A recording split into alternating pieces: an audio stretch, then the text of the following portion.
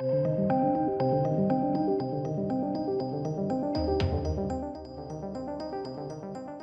ladies and gentlemen. Pretty big day for DC yesterday. We had announced that James Gunn and Peter Safran will now be joint CEOs and chairmen of DC Studios, reporting directly to David Zaslav. Pretty major turn of events. Genuinely pretty major turn of events.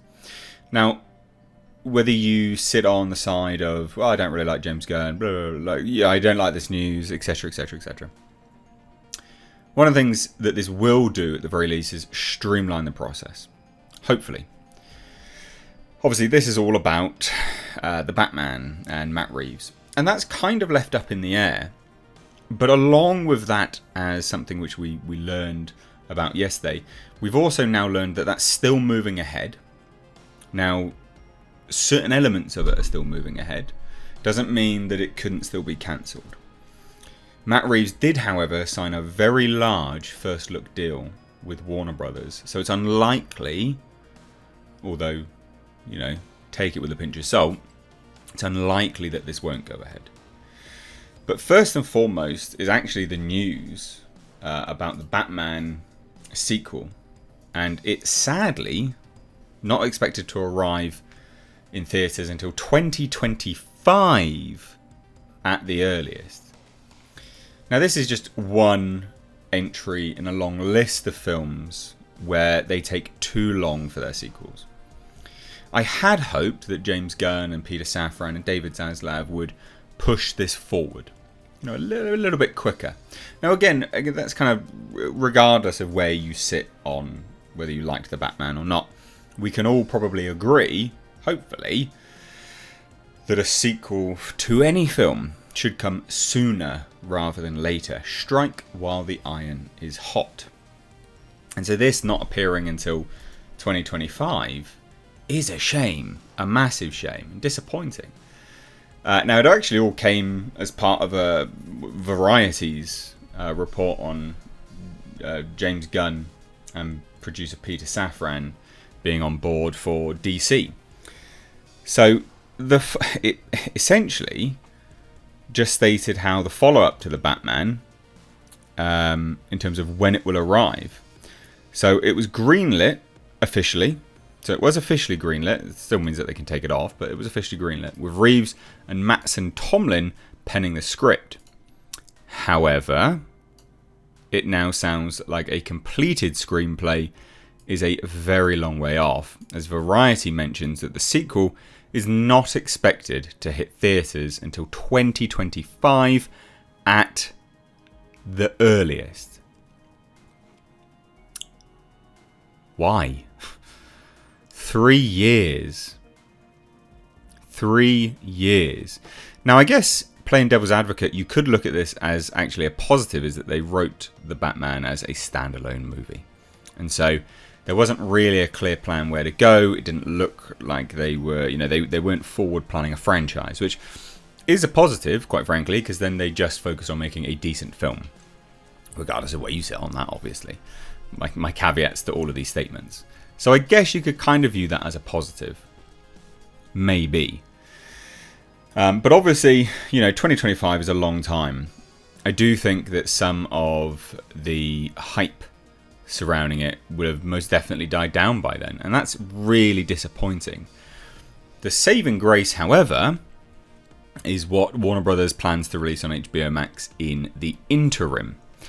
So the Penguin series takes off immediately after, quite literally anyway, after the events of the Batman film. The opening of the Penguin is said to be the Penguin in Falcone's office with water all around his feet. I mean, that's quite literally just taking off immediately. I mean, if you haven't even cleaned the streets yet, it's pretty soon after the events of the Batman. Spoiler alert, I guess. So that's the saving grace, is that the HBO Max shows may tide it over. And that will take us on to the next point. But I just need to quickly tell you about my second channel, which is a live stream channel with highlights, clips, and also the full 2-hour-long episodes of the live streams. It's linked down below in the description box. Mistakes Reviews Live Archives. Please do check it out. I appreciate not everyone can sit around and watch a 2-hour stream. So I have clipped content and given it to you as individual bits. Now, the individual videos don't make up a whole stream.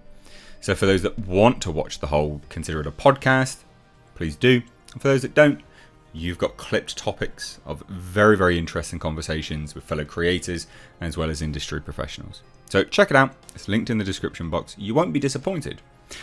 But takes me on to the next bit, which is as well a Variety article. And they say Arkham Asylum HBO Max series. There's 2 HBO Max series. There's the Penguin and then the Arkham Asylum one. But we got the showrunner on board apparently, and this is the Staircase creator Antonio Campos or Campos. So interesting stuff, very interesting stuff. And so it seems like this is the saving grace. This is what will tide everyone over in the Batman universe. So the Batman spin-off series about Arkham Asylum at HBO Max has brought on Antonio Campos as its new writer, Variety has learned exclusively from sources. So it seems almost like not showrunner, but writer. Sources also say that Campos will direct, and serve as showrunner, executive producer on the series, should his version of the show ultimately go forward. Now that's interesting. Although Matt Reeves had previously said that the originally planned Gotham PD series had kind of evolved into what is now the Arkham Asylum show, an individual with knowledge of the situation now says that the two are in fact completely separate and that the Gotham PD series remains in development. Now that does actually kind of go hand in hand with what I had already heard, and you'll see that in previous videos on this where I was discussing this very early on. I had heard that they were separate shows, and then we started getting weird conflicting reports, and that really confused the hell out of me and also my sources. But that's nice, and I seem to confirm that. So the Gotham PD series was originally announced in July 2020 with a series commitment. And at that time, the show was meant to be about the inner workings of the Gotham City Police Department, set within the same world as Reeves' the Batman. But then in November, the showrunner, Winter, had left the series over creative differences.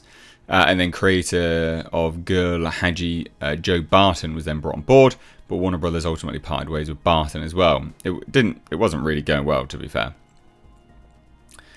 So the Arkham Asylum show itself doesn't have an official logline, but obviously Reeves had stated it's like a horror movie or a haunted house that is Arkham. So these are the things that will be sort of tiding it over. Now, as for the showrunner, writer, director, has he done a lot? Not really. Not an awful lot. So he did The Staircase. He also has TV credits, executive producing, directing multiple episodes of The Sinner, which I quite like. The Sinner, actually. I like The Sinner a lot. I still haven't watched the latest season, but I like that one a lot. And very specifically, he directed the pilot and season 2 premiere. So that's, if you want to check out what he's like. And also directed an episode during the first season of The Punisher. So if you like The Punisher, not bad, maybe. So there you have it, ladies and gents. I think this is good news. Sort of. It's kind of bittersweet news. Batman not coming until 2025. Batman sequel anyway. But the series that are sort of gravitating around it within the same world should tide everyone over. But let me know what you guys think. Let me know down below. Take care.